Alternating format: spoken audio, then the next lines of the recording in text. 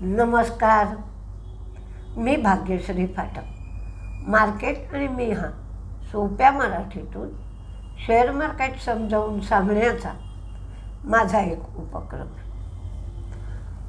Result तर संपले, त्यामुळे आता कोणत्या कंपन्यांचे रिझल्ट चांगले लागलेत, वाईट लागलेत, रेटिंग एजन्सीसुद्धा अपग्रेड डाऊनग्रेड कंपन्यांना करत असतात आणि त्याप्रमाणे रिपोर्ट येत असतात आणि तसं वातावरण चालू असतं.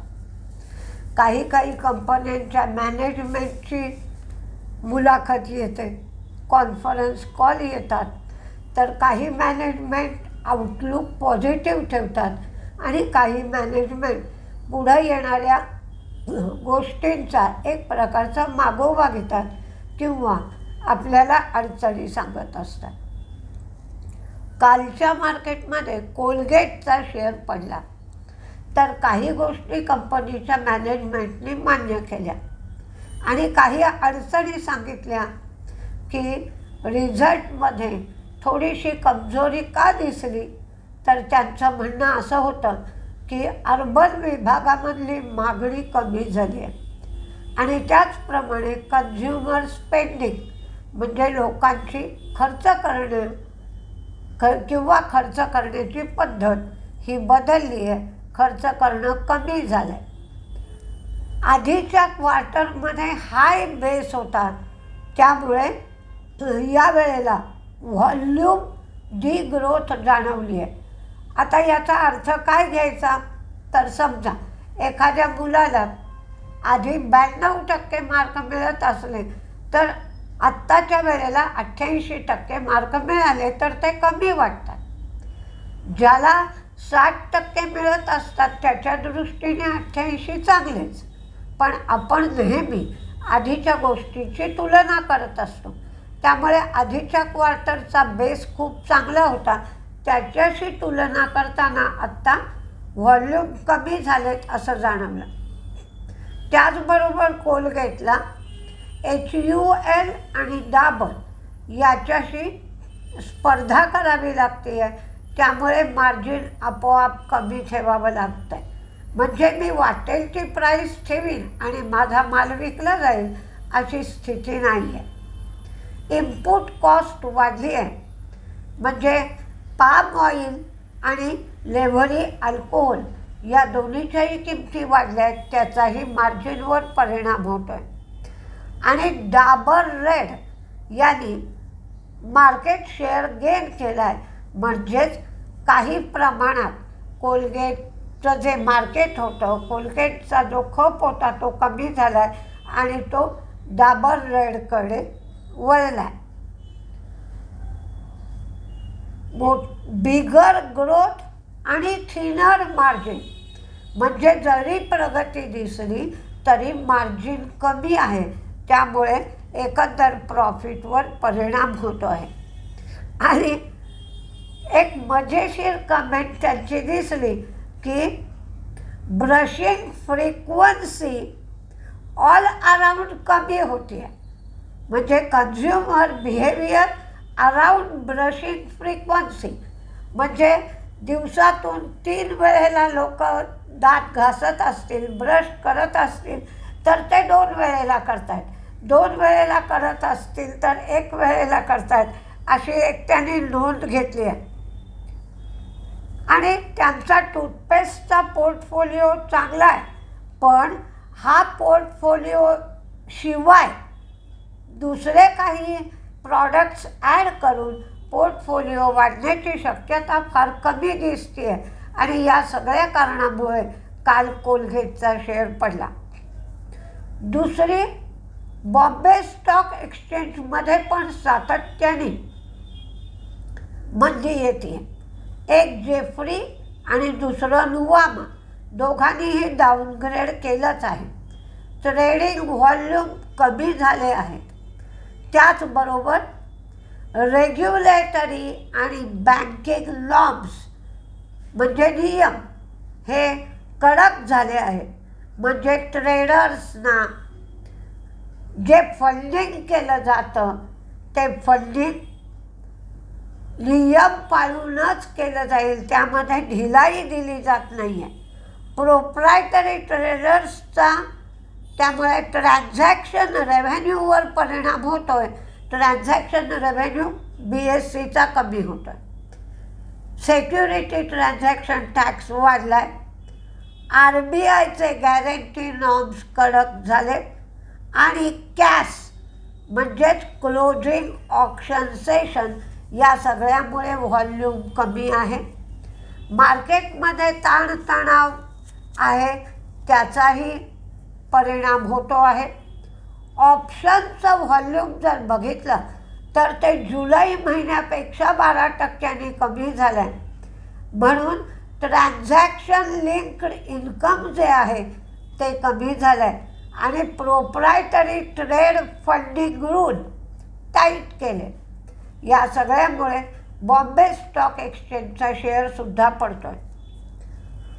काल ट्यूब इन्व्हेस्टमेंटचा शेअर मात्र चांगलाच वाढत होता. तर हा का वाढला? तर रिझल्ट चांगला आला, त्यांची रेव्हेन्यू ग्रोथ चांगली झाली आणि रेव्हेन्यू ग्रोथमध्ये सुद्धा जो त्यांचा कोअर बिझनेस आहे, या कोअर बिझनेसचा परफॉर्मन्स चांगला होता. डबल डिजिट मार्जिन ग्रोथ होईल असं कंपनीने सांगितलं. आणि त्याचप्रमाणे मोबिलिटी आणि EV डिव्हिजन दोन्हीमध्येही सॉलिड प्रोग्रेस होती आहे असं कंपनीच्या मॅनेजमेंटने नमूद केलं. त्यामुळे दिवसभर ट्यूब इन्व्हेस्टमेंटचा शेअर वाढत होता. आता अमेरिकेची काय स्थिती होती ही बघूया. US आणि कॅनडा दोघांमध्ये टॅरिफमुळे तणाव चालू आहे. शेवटचा दिवस झाला आहे. जर आता काही त्यांच्यात समझोता झाला नाही तर 50% टॅरिफ लागण्याची शक्यता आहे. बॉन्ड यील्ड वाढतच आहे आणि ते फक्त अमेरिकेचं नाही वाढत आहे, तर जर्मनी, जपान, फ्रान्स सगळ्यांचं बॉन्ड यील्ड वाढत आहे. 4.70 तर बॉन्ड यील्ड आहेच आणि 30 वर्षाचं बॉन्ड यील्डसुद्धा गेल्या 19 वर्षाच्या हाय लेवलवर आहे. क्रूड वाढला आहे, ते 92वर गेलं आहे आणि डॉलर इंडेक्स 99.67 आहे.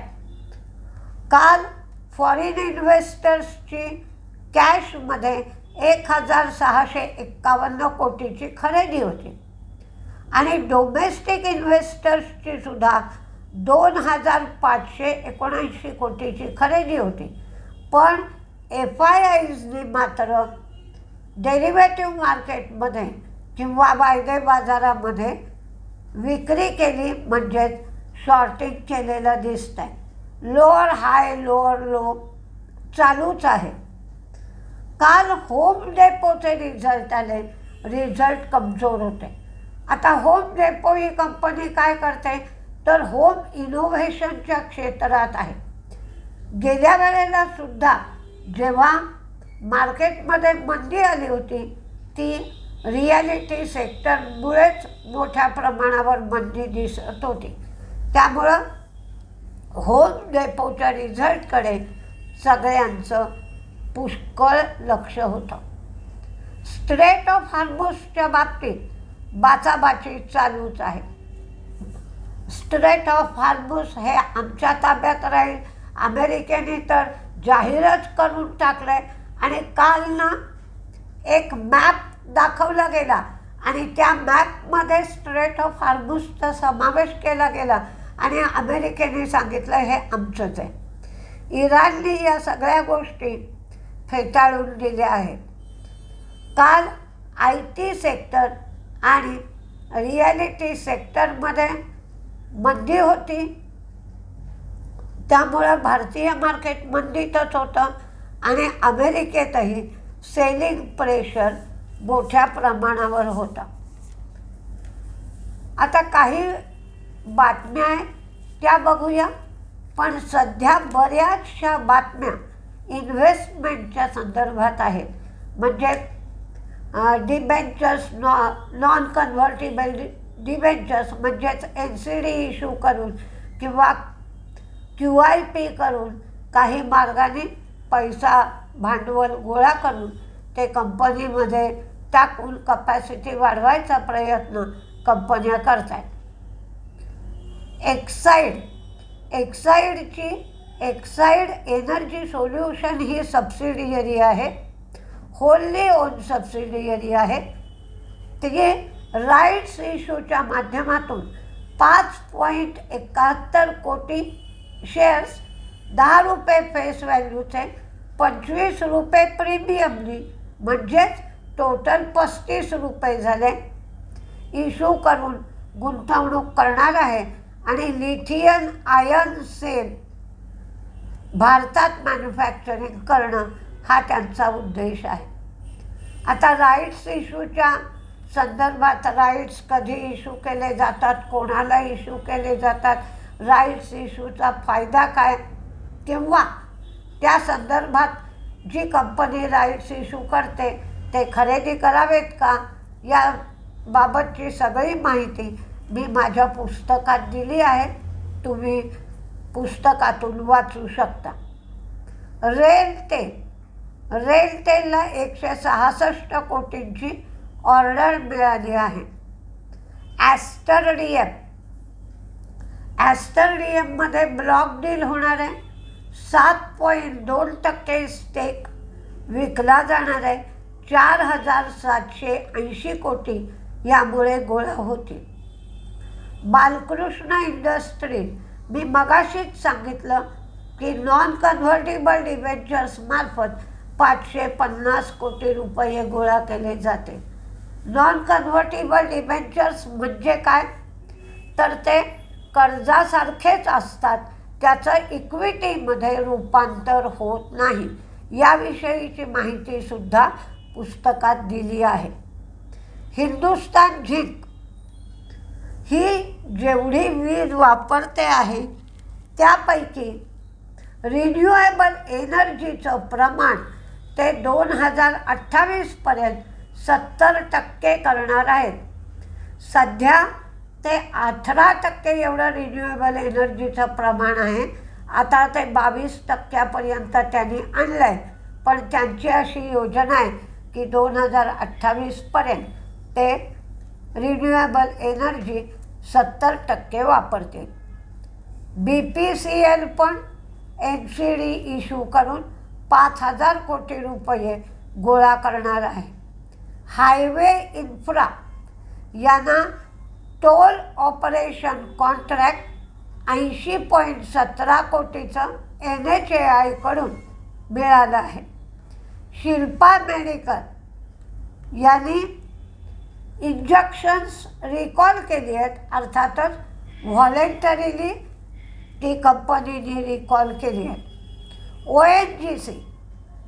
ONGCनी खोराघाट इथे गॅस इव्हॅक्युएशन फॅसिलिटी कमिशन केली आहे. अटलांटा इलेक्ट्रिकल यांना 193 कोटींसाठी LOI मिळालेला आहे. ज्युबिलंट इनग्रेव्हिया झेटा वन टेक्नॉलॉजी बरोबर 40% स्टेक 189 कोटीला ॲक्वायर करण्यासाठी त्यांची बोलणी चालू आहे. अँथम इन्व्हेस्टमेंट ते 101 कोटीची गुंतवणूक त्यांच्याच सबसिडियरीमध्ये करणार आहे. सम्मान कॅपिटलनी जाहीर केलं की ज्या केससाठी आम्हाला दोषी ठरवलं जात आहे त्या समीर गेहलोतशी आमचा 2023 पासून काहीही संबंध नाही. सरकार आता PNGसाठी इन्सेंटिव्ह स्कीम आणत आहे. त्यामुळे IGL, MGL आणि गुजरात गॅस यांना त्याचा फायदा होण्याची शक्यता आहे. आज सोनं आणि चांदी दोन्हीमध्येही मंदी राहील असं दिसतंय. कॉमेक्सला सोन्याचा भाव कमी झाला आहे, त्यामुळे सोनं आणि चांदी यामध्ये मंदीचा ट्रेड होऊ शकतो. कुठल्या शेअरकडे तुम्ही लक्ष द्या तर झॅगल प्रीपेड. झॅगलचा रिझल्ट कमजोर आला, शेअर पडला होता, पण 25 लाख शेअरची खरेदी ब्लॉक डीलमध्ये झालेली दिसते. EMS MCX म्हणजे BSCमध्ये आता लोक फ्युचरमध्ये ट्रेड घेत नाही आहेत. ज्यांना फ्युचरमध्ये ट्रेड घ्यायचा आहे ते MCXकडे वळलेले दिसतात. काल MCXमध्ये तेजी चांगल्या पद्धतीची होती. Axis bank, L&T finance, Max फायनान्सवर मॅक्वेरीने चांगला रिपोर्टही दिला आहे. व्हॅल्युएशन रिझनेबल आहे असं मॅक्वेरी म्हणते आणि टार्गेट पण चांगली दिली आहे.